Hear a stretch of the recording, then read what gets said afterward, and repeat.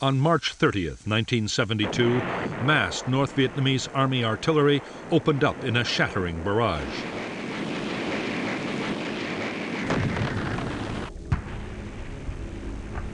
The targets for the guns and rockets were South Vietnamese positions across the demilitarized zone, separating north and south.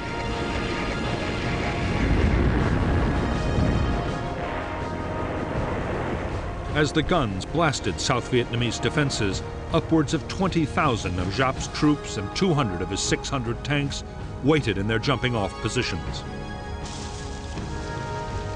At noon, they surged forward as the South Vietnamese units fled in panic.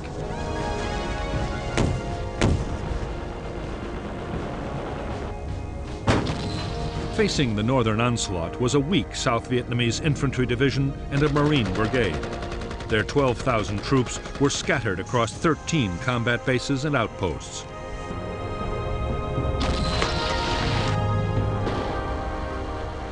The enemy assault caught the infantry division just as it was moving regiments from one position to another.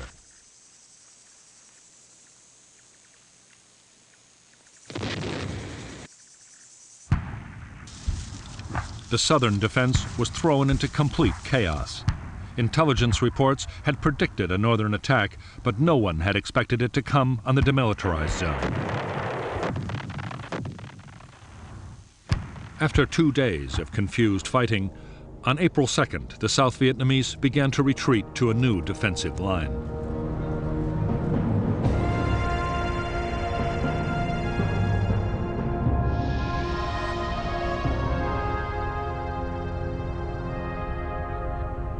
The northern offensive across the demilitarized zone had forced the South Vietnamese to fall back to Route 9 and the Qua Viet River. To the west, the line was held by Camp Carroll, the Rock Pile, and the My Loc combat base. In 2 days, these bases fell and the NVA pushed to within 10 miles of Quang Tri City.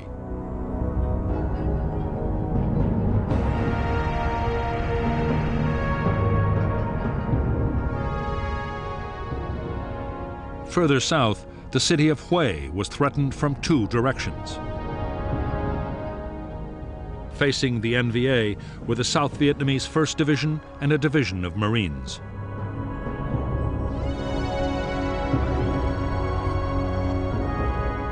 The attack opened on April 1st, 1972. To the west, the 324B Division pushed Southern forces back in heavy fighting.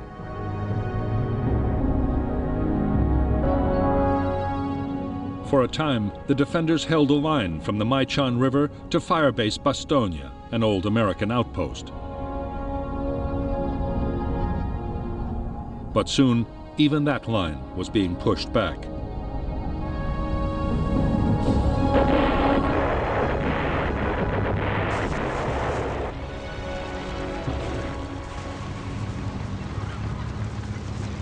The North Vietnamese attack on Quang Tri City and the push towards Hue were furious assaults. But on April 9th, after a few days of fighting, the NVA were forced to halt their attacks and resupply.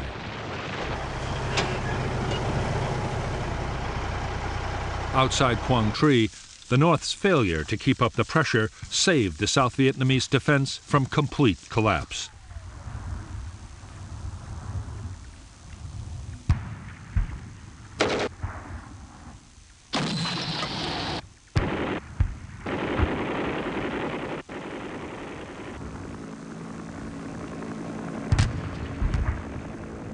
For the first few days of the northern offensive, poor weather had prevented full-scale intervention by American aircraft. However, as the skies cleared, U.S. fighter bombers and helicopter gunships began pounding NVA positions.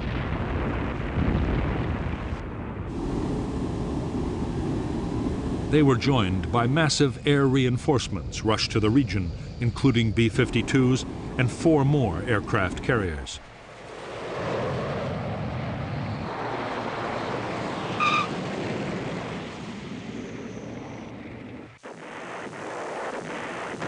3 days after the first North Vietnamese attack, in the far south of Vietnam, there was another major thrust.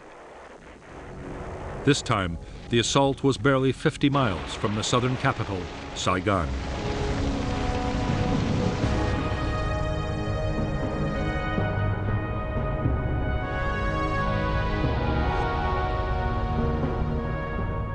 The South Vietnamese forces defending Saigon were the 18th Division, the 5th Division, and the 25th, along with 3 Ranger groups.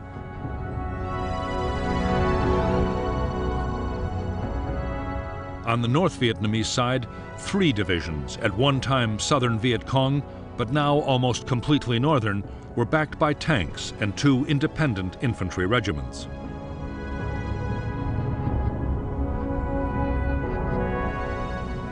The North Vietnamese first launched a diversionary attack towards Tay Ninh City, overrunning South Vietnamese garrisons.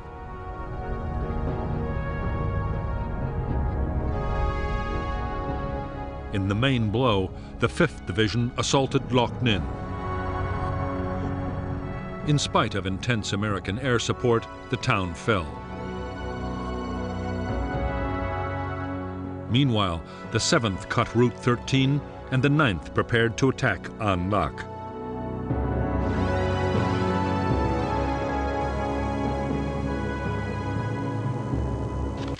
At An Lac, more than 12,000 North Vietnamese were besieging less than 1,500 South Vietnamese army troops. The town was surrounded and ripe for an immediate assault. NVA artillery was pounding the defenders.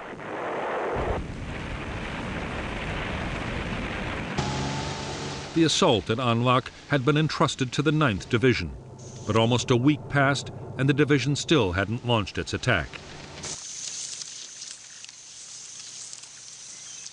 Supplies of ammunition, fuel, and spare parts were arriving far too slowly, and their tanks became bogged down.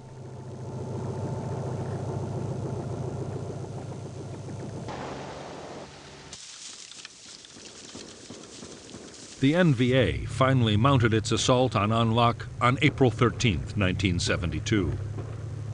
At once, American helicopter gunships pounced on the attackers. In 3 days of mass infantry assaults, spearheaded by tanks, North Vietnamese troops managed to seize the northern part of the city. But they failed to break the defense.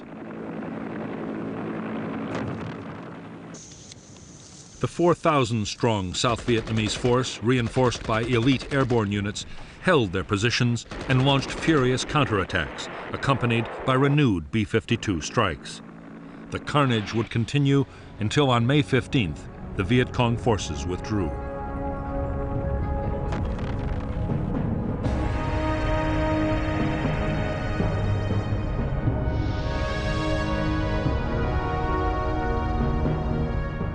In the central highlands, the targets for 2 NVA divisions were the provincial capitals of Kon Tum and Pleiku.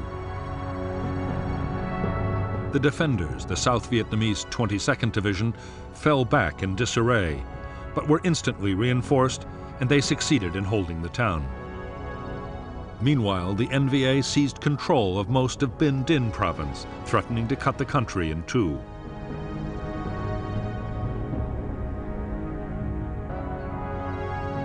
On April 6th, Nixon ordered the resumption of full-scale airstrikes over the north and naval gunfire to support the beleaguered South Vietnamese.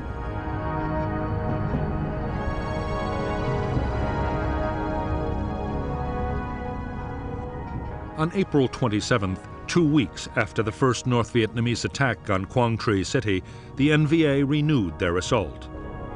Reinforced by the 325th Division, they pushed to within a few miles of the city.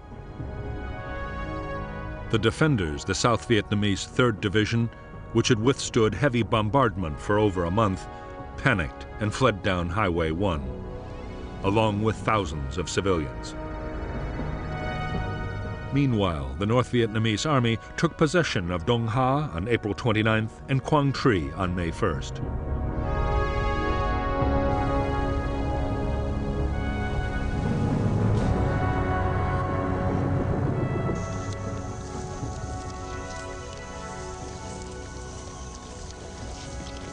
Abandoned by their officers, the flight of the South Vietnamese Army's 3rd Division, along with the soldiers' families and the inhabitants of Quang Tri, was a rout. In the confusion, bridges were blown too soon, stranding men and equipment.